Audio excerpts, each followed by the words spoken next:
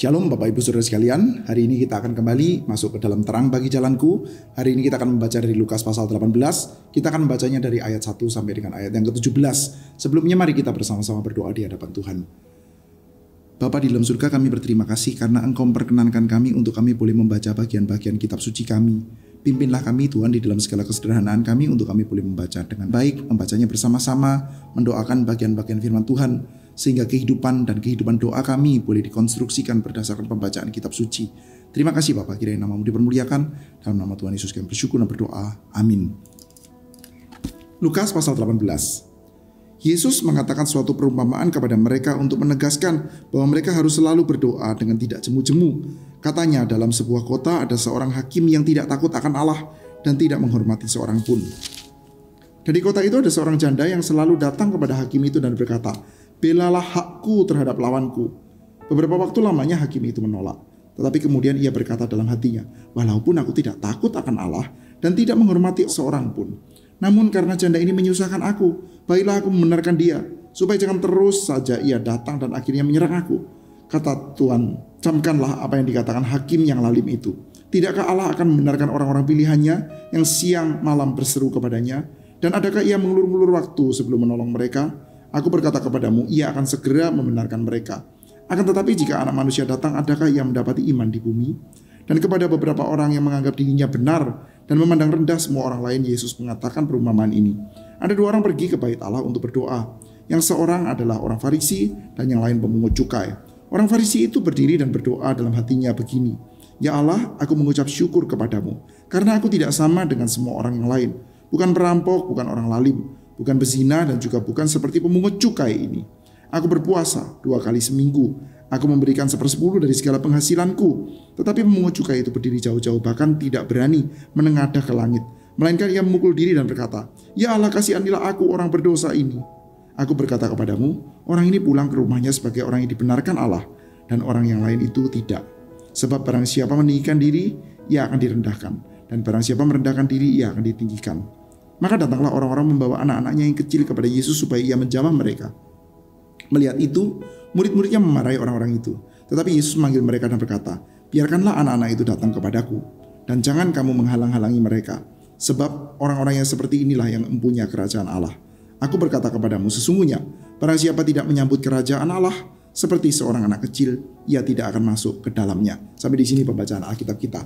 Rekan-rekan sekalian, kalau kita mencopot ya perumpamaan yang diberikan oleh Tuhan Yesus ya, dua perumpamaan yang dijajarkan itu dari konteks yang ada dalam Injil Lukas, kita akan mendapatkan satu buah kebenaran yang bersifat abstrak dan universal. Misalkan saudara ya, kita bisa mengatakan ini perumpamaan yang diberikan oleh Tuhan Yesus tentang hakim yang lalim, hakim yang tidak benar. Lalu ada satu orang yang terus-menerus meminta supaya perkaranya dibela, supaya dia itu vindicated, dia itu dibenarkan. Lalu hakim ini lama-lama dia merasa terganggu, lalu di dalam hitung-hitungannya daripada nanti akhirnya saya diganggu terus, atau bahkan dia bisa menyerang saya, maka ya sudahlah saya kabulkan saja. Nah, bukankah Tuhan itu adalah Tuhan yang jauh melampaui dari hakim yang lalim itu, hakim yang tidak menghormati siapapun dan tidak takut akan Allah itu. Tuhan Allah sendiri adalah Allah yang tentu saja tidak akan mengulur-ulur waktu untuk membenarkan umat pilihannya. Oleh karena itu, saudara-saudara sekalian, kita harus menjadi orang yang persisten di dalam berdoa. Sudah tentu, itu adalah satu buah kebenaran eternal, kebenaran abstrak yang berlaku untuk semua situasi.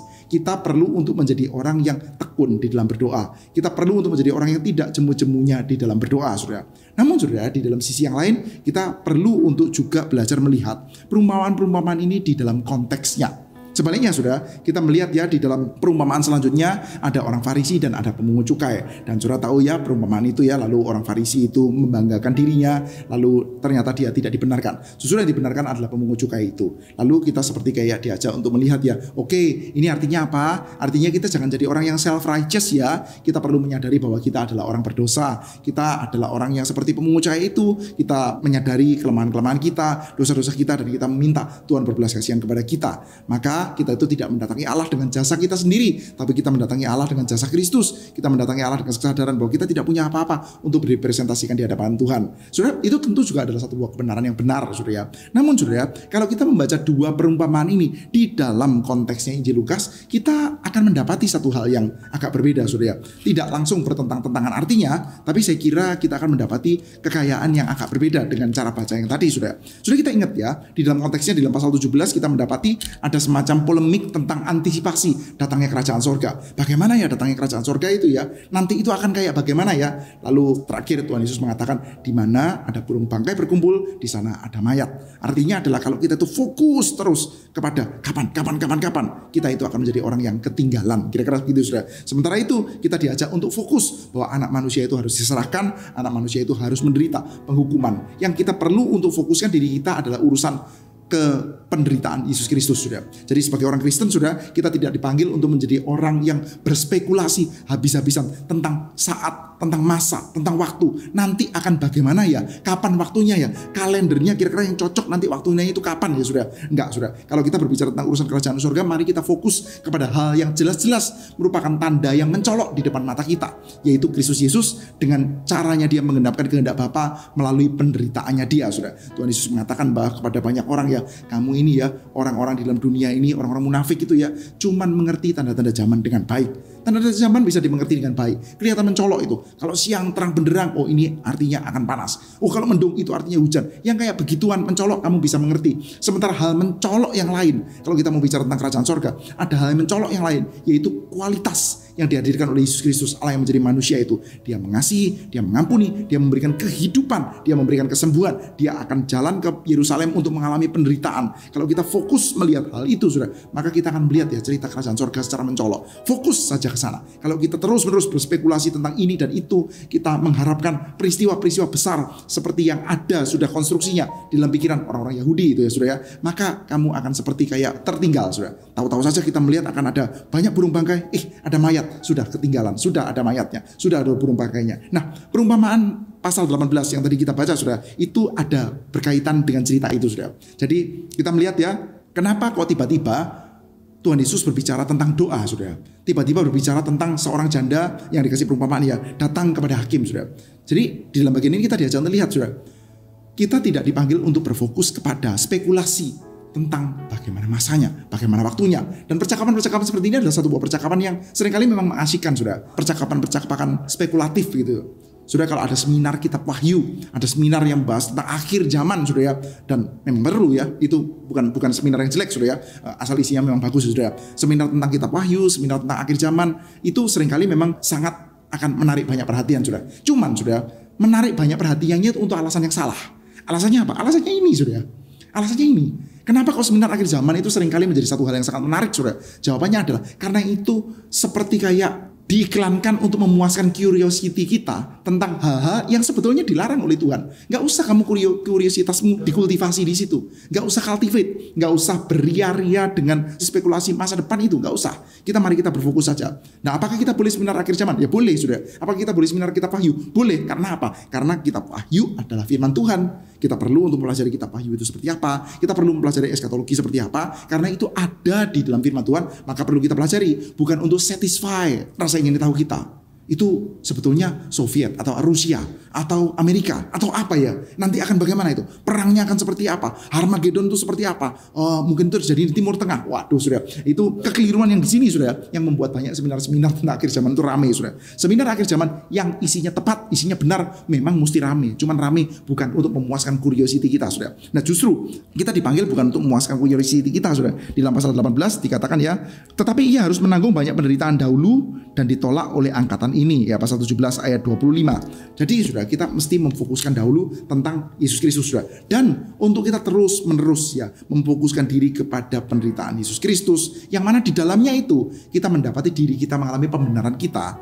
Maka hal yang paling wajar untuk kita lakukan bukan berspekulasi. Yang paling wajar untuk kita lakukan apa, saudara? Bertekun di dalam doa. Kita patut untuk terus-menerus berdoa, meminta kepada Tuhan supaya Tuhan itu vindicate, Tuhan itu membenarkan kita. Kita menantikan, saudara. Saudara, saya kira ya banyak di antara kita orang-orang Kristen yang percaya kepada doktrin pembenaran, saudara. Dan memang doktrin pembenaran itu benar, saudara. Kita kadang-kadang berespon secara tidak tepat. kita akhirnya agak taken for granted sudah. Seperti kayak pembenaran itu ya udah jadi milik saya, terus kita seperti kayak sudah tidak cherish lagi ya. Kita tidak menyadari bahwa itu adalah satu hal yang mahal sudah. Kita berharap ya menantikan satu buah waktu eskatologis di mana Tuhan Allah itu akan memandang kita, memandang gerejanya, memandang hamba-hambanya, anak-anaknya dengan mengatakan, hai kamu hambaku yang baik dan setia, masuklah kamu di dalam bahagia Tuhanmu. Hai kamu hambaku yang baik, nih kamu sudah setia kepada 10 dinar, saya akan percayakan kepada kamu 10 kota. Kamu sudah setia, maka saya akan percayakan kepada kamu kota-kota. Kalau di dalam versinya Injil Lukas sudah ya. Kita menantikan itu. Kita menantikan Tuhan itu vindicate, mengatakan kepada kita bahwa yes, kamu itu benar. Yes, saya menyukai kamu. Yes, saya berkenan kepada kamu. Well pleased dengan kamu. Seperti Allah Bapa itu well pleased dengan Yesus Kristus. Kita menantikan itu sudah. Caranya bagaimana sudah? Caranya tentu saja kita bertekun kepada penderitaan Kristus, dan untuk kita terus-menerus bertekun ke sana, kita dipanggil untuk menjadi orang-orang yang tekun dalam berdoa. Masukkanlah di dalam pokok-pokok doa kita sudah. Kita berdoa, Tuhan, saya menantikan Engkau vindicate. Saya menantikan Engkau memperbarui kehidupan kami, dan kita ingin terus mendoakan supaya kehidupan kita diperbarui oleh Tuhan, dan Tuhan melihat kehidupan kita senang. Tuhan itu membenarkan, Tuhan itu akan approve apa yang ada dalam kehidupan kita. Tapi siapa sudah yang akan approve ya? Kira-kira sudah kandidat-kandidat utama orang yang akan di-approve oleh Tuhan itu seperti apa sudah? Langsung kita masuk ke dalam perumpamaan selanjutnya sudah. Yaitu perumpamaan setelah Tuhan Yesus mengatakan bahwa yang wajar adalah bukan berspekulasi kanan kiri. Di dalam masa-masa saat ini gak usah berspekulasi tentang masa depan. Mari kita fokus kepada penderitaan Kristus, dan mari kita fokus kepada doa supaya pikiran kita itu fix ya, dipanteng ke sana terus sudah kepada penderitaan Kristus, sehingga kita itu akan siap untuk menerima pembenaran kita. Nah, kira-kira sudah, siapa yang akan menerima pembenaran? Siapa yang akan being vindicated? Siapa yang akan dinyatakan sebagai benar di hadapan Allah, sudah? Kita mendapati ada beberapa kandidat, sudah. Kandidat pertama adalah satu orang yang berdoa di hadapan Tuhan dengan menyatakan hal yang, sudah Pak, itu gini. Kalau kita melihat cerita di dalam kitab suci kita, sudah ya, orang Farisi, kita itu tumbuh dan besar dengan kitab-kitab suci kita, sudah ya. Dan bagus ya, sudah ya. Kita tumbuh dan besar dengan cerita-cerita Alkitab yang diceritakan oleh guru-guru sekolah minggu dan lain sebagainya, sudah, atau mungkin kita baca Alkitab sendiri, dan itu bagus, sudah. Tetapi sudah, kadang-kadang kita melakukannya secara agak one-sided, sudah. Sehingga gambaran orang Farisi yang seringkali menjadi tokoh antagonisnya Yesus, itu kita pandang sangat negatif. Dan memang seperti itu ya, negatif ya mereka ya, memang mereka negatif. Cuman sudah, kita lupa untuk melihat bahwa di dalam dunia pada waktu itu, ketika orang-orang Farisi itu dipandang negatif, maka itu adalah satu buah cara baca yang sangat tidak lazim. Yesus dan para pengikutnya itu quote and unquote, sudah, adalah penganut konspirasi teori yang sangat aneh, sudah. Menganggap orang Farisi dan ahli Taurat sebagai orang-orang yang adalah musuh-musuh utama Tuhan, itu susah untuk dibayangkan pada waktu itu, sudah.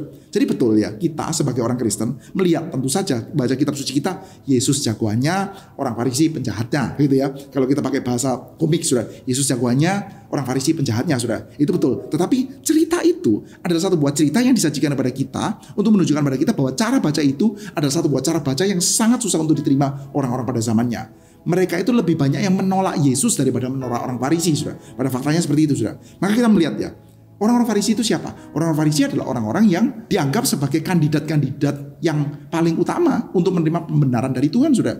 Mereka adalah orang-orang yang menjalankan Taurat Tuhan, menjalankan hukum-hukum Tuhan, bahkan quote and unquote beyond duty. Mereka mengatakan seperti ini, sudah. Orang Farisi itu berdiri dan berdoa dengan hatinya demikian. Ya Allah, aku mengucap syukur kepadamu, karena aku tidak sama dengan semua orang lain. Bukan perampok, bukan orang lalim, bukan pezina, bukan juga seperti pemungut cukai ini. Aku berpuasa 2 kali seminggu. Aku memberikan 1/10 dari segala penghasilanku. Kita melihat, sudah, orang ini, sudah, dia itu menjauhi larangan Tuhan, menjalankan apa yang diperintahkan oleh Tuhan. Aku bukan perampok. Aku bukan berzina, aku bukan pencuri. Yang larangan-larangan Tuhan, sudah, ada perwakilan-perwakilan perintah larangan-larangan Tuhan, saya tidak lakukan itu.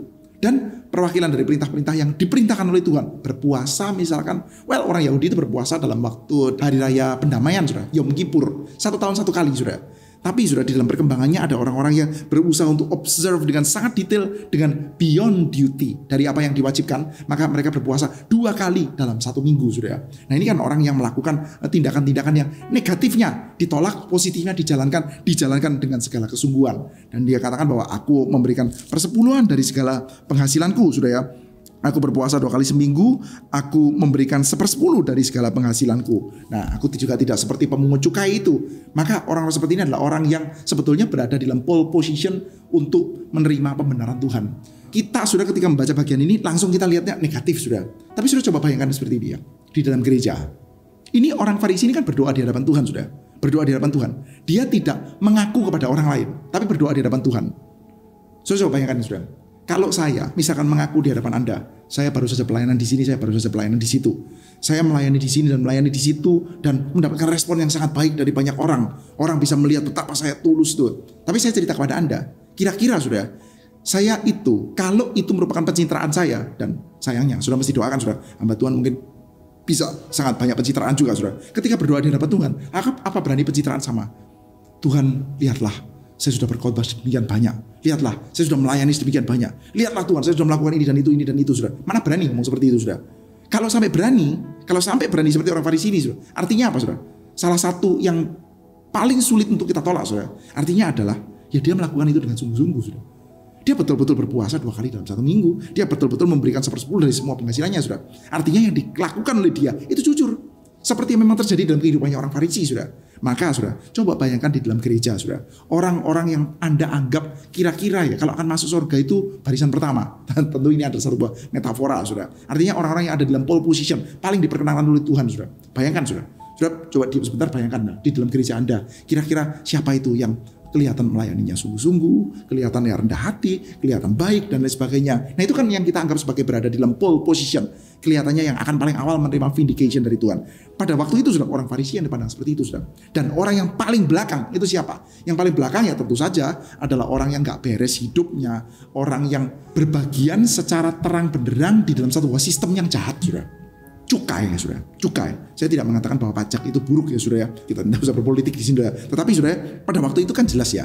Cukai itu adalah salah satu cara untuk mendirikan kedikdayaan kekaisaran Romawi, sudah, dengan cara penindasan. Dan yang ditindas itu adalah rakyat yang sangat lemah, termasuk orang-orang Israel yang menantikan pengharapan kelepasan dari Tuhan, sudah. Lalu mereka itu diperes sama para pemungut cukai yang seringkali adalah orang Yahudi sendiri.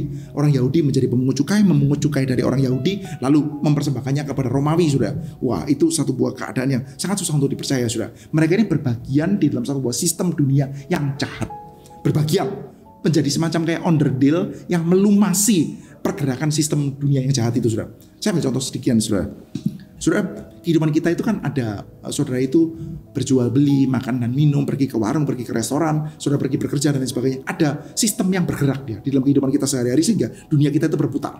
Masyarakat itu berputar, saudara. Nah, ada sistem itu yang berputar itu menjadi satu buah perputaran ekonomi yang saya kira setidaknya dalam gambaran yang paling umumnya, gambar besarnya itu sehat, saudara. Sehat.